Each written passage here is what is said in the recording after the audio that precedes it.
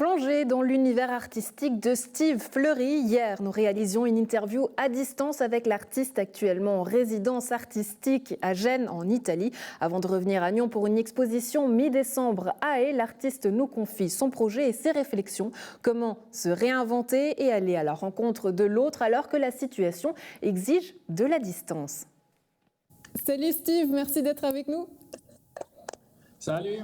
En direct de Gênes, alors combien de kilos est-ce que tu as pris ?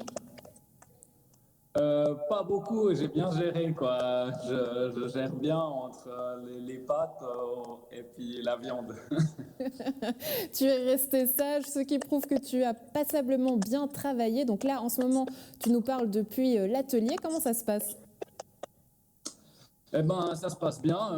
Il faut toujours un peu se réinventer et puis réfléchir avec la situation actuelle, mais c'était déjà technique d'arriver, de trouver les espaces, de comprendre mon travail, mon futur travail, de faire de la peinture et tout. Et puis aussi, à côté de ça, de mettre le sport là-dedans, c'était dur d'engranger ces deux trucs et puis de trouver la voie, quoi. Ouais, tu avais pour idée d'aller à la rencontre des gens dans les bars, un peu dans la rue. Donc ça, tu as un peu dû changer au vu des conditions sanitaires, c'est ça ? Ouais, mon but au début, c'était de raconter un peu quand je vais dans un lieu pour surfer ou que je passe du temps à un endroit, tout d'un coup, il y a des visages qu'on voit tous les jours, la personne au magasin ou voilà, au café. Et puis, c'était un peu de pouvoir prendre des portraits de ces gens et puis après les redessiner. Mais au vu de la situation actuelle, c'est pas très drôle de faire des portraits comme ça. Et on n'entend pas très bien. Donc, du coup, c'était plus dur pour communiquer. Tout le monde a un peu peur. Puis, c'est pas ma langue, donc c'est dur de leur demander de changer. Donc, j'ai décidé de changer un peu ma route. Ouais. Derrière toi ou devant toi, je ne sais pas exactement, il y a quand même quelques portraits. Est-ce que tu peux nous les montrer, raconter un peu leur histoire ?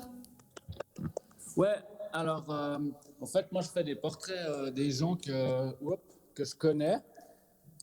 Alors, quand je pars comme ça, un peu au crayon sur certains portraits, tu vois. Et puis après, là, c'est toute ma série de portraits de gens qui sont proches de moi. Et puis, ça, c'est vraiment mon travail actuel, c'est de travailler ces portraits de gens qui sont mon entourage, mais qui sont aussi toujours des pièces rapportées. Donc, il n'y a pas vraiment de règles. On peut pas être hyper heureux. C'est pas comme si on avait gagné d'être dans un portrait ou tout, mais c'est plus des fois tout d'un coup c'est le moment de le faire où j'ai un portrait, j'ai pu prendre en photo la personne et puis je peux le faire quoi. Ouais, et puis après je travaille comme ça sur un bout de bois et puis je vais colorier avec des couleurs, essayer de repérer à l'intérieur. Ouais, le moment de le faire, c'est-à-dire c'est quand le moment de le faire ? Qu'est-ce que tu recherches ?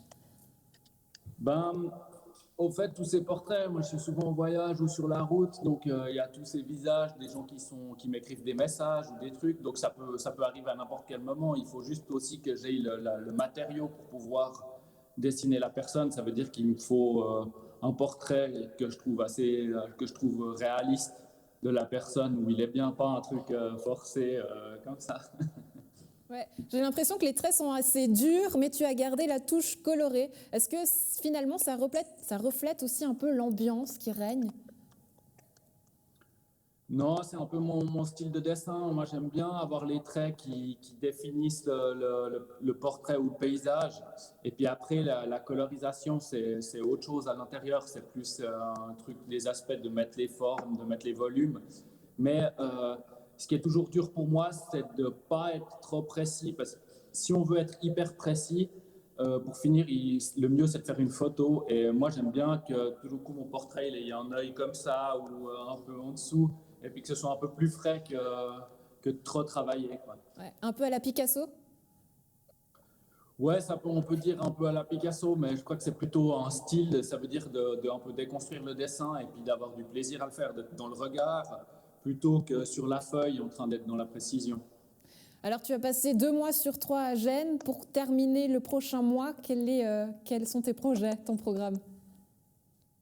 Eh ben, là, je me suis chauffé, donc la pente, elle était comme ça, et puis maintenant, il faut qu'elle devienne comme ça, et puis que je rentre avec tellement de tableaux que je puisse pas les mettre dans ma voiture. Non, mais je continue à peindre beaucoup. Je fais des expériences de peinture où je fais des essais, et puis je continue à aller sur l'eau, à pratiquer mon sport régulièrement.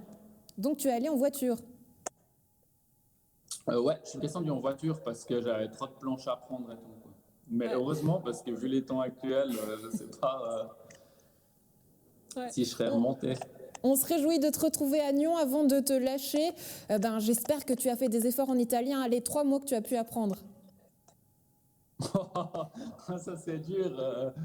Je suis vraiment une pive en italien, mais je peux dire ciao, il pasta ragazzi.